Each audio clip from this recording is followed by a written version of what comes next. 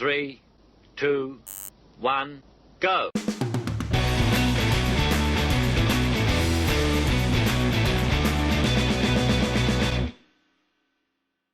Good morning, good morning. I accidentally clicked there and kind of ruined the flow. Good morning, good morning.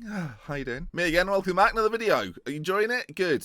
So far, not much to speak of though, is there really? Do some content. Let's do some content. Now then, today we play Udinese and Ajax. Our last episode wasn't the best. 2-2-1 defeats, Dorian Heiser scoring on both, but not winning the games. Mainz and Napoli the problem. And without Derek, basically no Derek, no party. Derek's still injured, 3 to 8 days, so he'll be unavailable for both matches today. Not ideal. Unless he comes back magically within those sort of 3 to 8, if it's 4 days, for example, he might be back for the game. But we have to play without him again today, and it's the Serie A. It's Udinese. We are currently top of the table, and you'll notice there that Udinese behind us could close the gap to 4 points with a win for them today. Spira and Heiser, Spicer doing very, very well this year. Between them, got 42 goals so far this season, and we'll look to extend that today. Rico, of course, as well, 14 clean sheets to be noted, and Villanova having a terrific season. So let's take you through the team for today's game against Udinese. It's a big one. So then, my solution to the problem that is no Derek. He is arguably the most creative player we've ever had at Spal. I mean, not arguably, definitely is the most creative player we've ever had at Spal, right? So what we're going to do is we're going to put little Tofty in there. Now, while Tofty isn't the most combative midfielder, he has got a creative brain, and I think that's what we were lacking in our last two fixtures. Bon Jovi's going to come in and play the more advanced role. In fact, can we swap those two rounds? No, we'll keep Toft in there, and we'll play Toft as the advanced playmaker in a slightly more natural position for him, and just move Centeno onto the other side. So Rico, Villanova, Diaz, Scrivani, and Barloco complete the back five. Shaqiri plays just in front with, of course, the front five, as you familiarly know them, as I've just gone through it. So, let's get involved then. Udinese is the game. This is a huge match for us here, because if we win this, we extend the lead further. If we lose this, squeaky bum time. And if you're not aware of that phrase before now, that is going to sound mental. People don't think about that, do they? You use phrases like, oh yeah, squeaky bum time. If people aren't aware of that, what does that sound like? It sounds like your bum's making all sorts of noises. I have a silent derriere, so certainly not me. Right, the match stats seems to have disappeared. We'll bring those back as Dorian finds Toft, he finds Bon Jovi, he finds the back of the net, and the creative midfield combine is 4 minutes in, but it happened very quickly, almost too quickly. We'll slow the highlights down a little bit, but what a start to the game. Toft the supply line as well, Bon Jovi with the finish. That's what we're talking about. That's all we needed. Just let's all go home. 4 minutes in. Let's save ourselves time. Let's end it there. As you can see here then, Heiser plays it into Toft, who slides in Bon Jovi, who it's a great finish across the goalkeeper. 1-0. Voila! What was that? 10 points clear. Win this. I didn't realise it'd be 10, but 10 points clear. That's a lot. Oh, Centeno's picked up an injury now. That's all we need. But he seems to have recovered quite well. What was said injury? A twisted knee. Recovered well from a twisted knee. I'm going to say this loudly and proudly while we have half time. In fact, I'm going to pause and make a point of talking to you right now. Because we don't always have dialogue that often. I don't do very many update videos and things like that, unless you're on my streams and whatnot. It is the end of September, and the support you lot are still showing on a series of Football Manager 2017 with 18 we know is like a month and a bit away is phenomenal. So thank you so much for watching this. Like the amount of people that leave likes and comments and share the videos and stuff on Twitter, unbelievable considering it's September. So thank you very much. From me to you, with love and care, thank you very much, because it's amazing. Anyway, now we'll do a team talk. It's gone well. Keep it up. Lovely. Why say anything other than that? Maybe they'll get complacent now. Who knows? Centeno's the one with the injury, but because we get 14,000 subs, I think we'll be okay. Options to bring on. Batista's probably most likely, or Miranda. Options there, though, which is nice. Okay, we're nearly an hour into the game, and we keep this 1-0 lead. There is no highlights. Since our goal, it has been highlightless. It might be one of those games. I've had a couple of these where you have a highlight in a game. We had a few. So there you are then. Now, we had a game a few weeks ago where Heiser scored very early and then it was pretty dead. This game is following a similar pattern, but on the hour mark, there now is to be a chance. We've got two players who are struggling out there for injury. Now, I mentioned the midfielders we could bring on. We might well bring Batista and maybe Toscano one as well if he's available. But Heiser's got it on this right-hand side, but he's taken off by Kristig, former player of ours. It's launched forward now to Zaza, and this is a dangerous situation for us as the ball's played in. He's there. Hernandez, wow, hits the post and cleared. Right, with half an hour to go, Bon Jovi struggling. We'll get him off. We'll bring on Diego Batista. Why not? And we'll also bring on Miranda for Centeno. We'll play Tofty further ahead now. Bring Batista into a slightly more playmaker-esque role. Right, there we are. That should be fine though. Fresh legs in the middle. Lovely. If If Dorian and Spira could get on the score sheet, that'd be lovely. 25 minutes or so to go. I mean, come on, boys. We're staying on the counter-attack. It's working quite well, but our two striking options right now, not doing too much. And Scrivani on a 6.4, that makes me a little bit nervous. Okay, 12 minutes to go, and there's going to be a chance for someone. Ruben Diaz gives it to Scrivani. We work it along the back line neatly by Loco into Scrivani again. Who's having oh, dear me. Juan Hernandez has been pulled up there. Is this going to be a red? It seems strange to have this highlight right now. It is a red. It must have been an awful challenge then. Well, he's gone, and they're down to 10.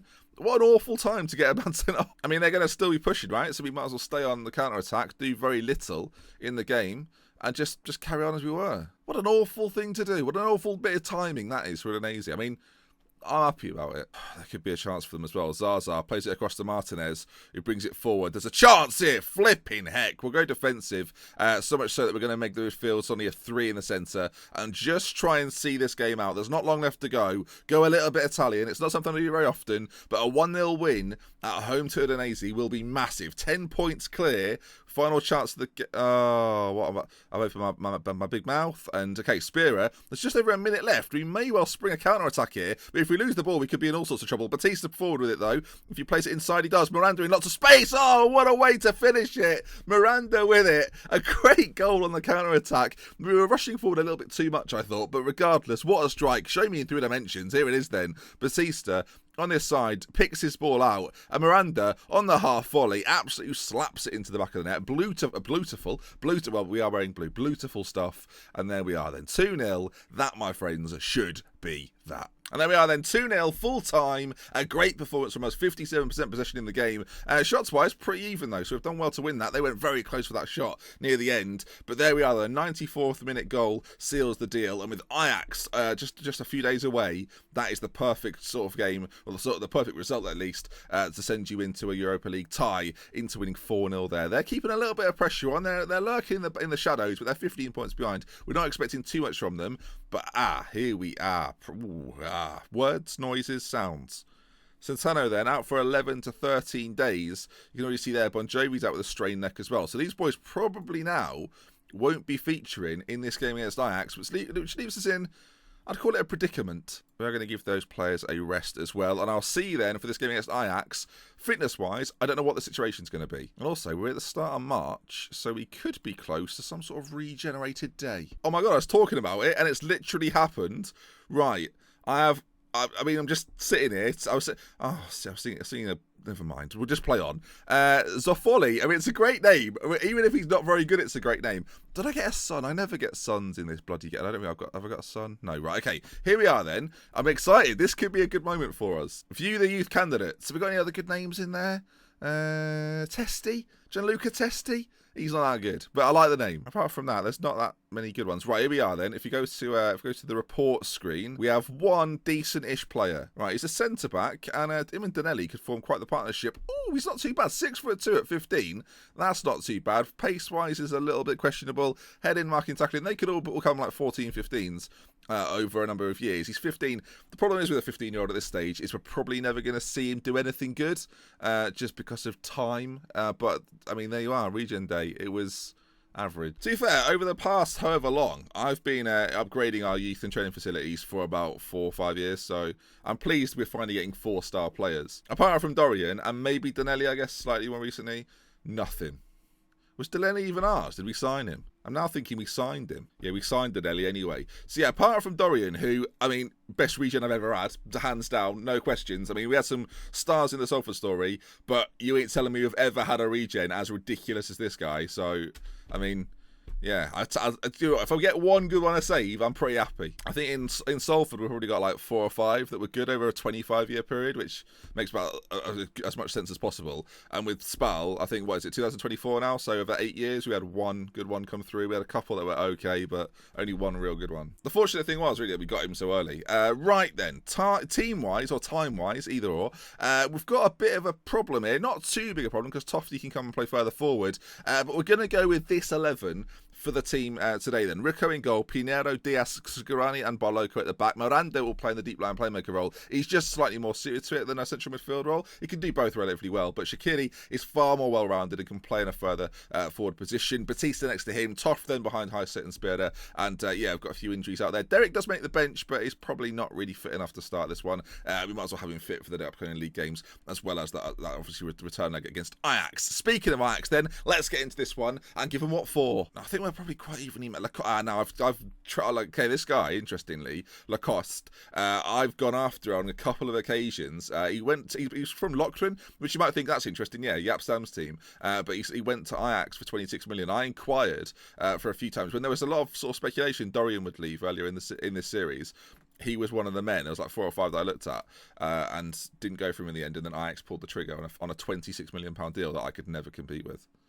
So, some background for you there. Right then, let's get into it. It's Spal versus Ajax. I'd like to call it a bit of a classic, but we've not been in Europe very much before, so it's not. Basically, I just quite like Ajax. I like the idea of playing Ajax. I like to beat Ajax. Come on, boys. Right, Skahiri is... what did I call him earlier? I think I called him Shahiri. Is that how... Maybe it's Shahiri. Spearer, wide. Get confused about my midfielder's name. He's been here for a while now. Still not sure. He'll be called Montgomery by this time tomorrow. Corner kick. Batista to play it in towards Ruben Diaz, who knocks it down to Tofty, who's got a little bit of work to do on this left side, but takes on his man into Diaz again. Spear is there. Shot maybe back out to Toft. Is anyone going to have a strike at goal here? Spear is back on it, and we're sort of messing about with it. Diaz again falls to him, cleared eventually, but we still haven't had a shot on goal. Will it come this time? Batista intercepted. Now Ajax maybe with a counter attack, but no. Tofty's in there again. Spear it. He's got Dorian on the far side. If Tofty wants to find him, it goes wide. Now Dorian's actually picked up a bit of a knock here. I don't know what is his injury. So Dorian currently has a potential shin injury. They're never good. I'm just going to assume that he's fine. Batista's struggling for a little bit of fitness, I notice. Hopefully he'll be all right. As we get to half-time, I mean, no away goals for Ajax would be ideal. I'm going to get a bit aggressive with them and sound far from pleased. Everyone's playing okay, but no one's really superb. So I'm looking for someone to do something superb in this half. I've got Singraven in the middle. Ajax. He's still a very good player. So we need to be aware that Ajax have certainly got players out there that can hurt us. Again, Dorian and... Oh, I got a bit nervous there. Heiser and Spirit, no goals for them so far in this episode. Not very good at all, as Lacoste with a shot, Lacoste with a goal. Nassim Lacoste, Rico can't keep it out. God, that's an awful time to concede. Just because now, do I go for it and risk going more goals down? Or, like, if it was 10 minutes to go, that would be the obvious thing to do. But with 35 minutes left in the game, what's the right choice here? I think at home, we go for it. We try and get level with them. And then we've only got to score 1 away goal, right? So I guess that makes sense. Dorian and Batista are struggling. We've got to get them out. I mean, I'm inclined here to bring Derek on for Batista and just see. Like, he's got a bit of an injury, but I reckon he can play. I hope he can play. I'm also going to bring on Mbaya, who is on loan from Newcastle that we never play. And I'm just going to put him on that right side because he's absolutely rapid. Okay, we don't usually play with wingers, so this might be a bit of a risky thing to do. But on the plus side, he's very quick, and Spira loves to tap in from close range. As the time, though, has just disappeared completely. We've got one chance, maybe, as Derek's beaten to the ball. It looks as if, then, Ajax, going into the next episode, will take a 1-0 lead with them. And that, my friends, makes things very interesting, very exciting as well, because it means work is to be done at the Amsterdam Arena, as Ajax look like they're defending pretty well and keeping us out. We will, though, have a fully fit Derek, hopefully a fully fit Dorian Heiss, actually thinking about it. If his injury's long-term, or at least sort of a couple of weeks, that's going to be a bit of a problem. But there we are, then. Ajax 1, Spal 2K 13-0. And another defeat for us. I mean, recent times we've been a bit unlucky, I dare say. Like, in that game, we've probably had the best of it, and they've got the goal, and we haven't taken our chances. But let's see then. Dorian, how is he? Dorian Heiser injured. It's ominous, this is. We'll look at it. Okay, Bruce Shin, 3 to 9 days. If we send him to the physio, it should be 3 to 6 days, so he should be fine. But that is an awful time for Dorian to get injured. Hopefully it's not going to be a long term. I mean, he's probably going to miss the game against Empoli, and then be back for that game against Ajax in, 7 days from now. So yeah, it should be fine, should be back, as will Derek. And that then concludes today's episode. Tricky run of form recently, a great win against Udinese beforehand. We have got a 4-star regen as well, who might turn out to be something good if this game continues for like 7 more years, which is not. But regardless, if you enjoyed today's video, please do drop a like on it. If you want to see some more, subscribe to the channel, and we'll love with care. From me, that's when you. Why does this go northern? I'll see you again soon. Goodbye. Oh.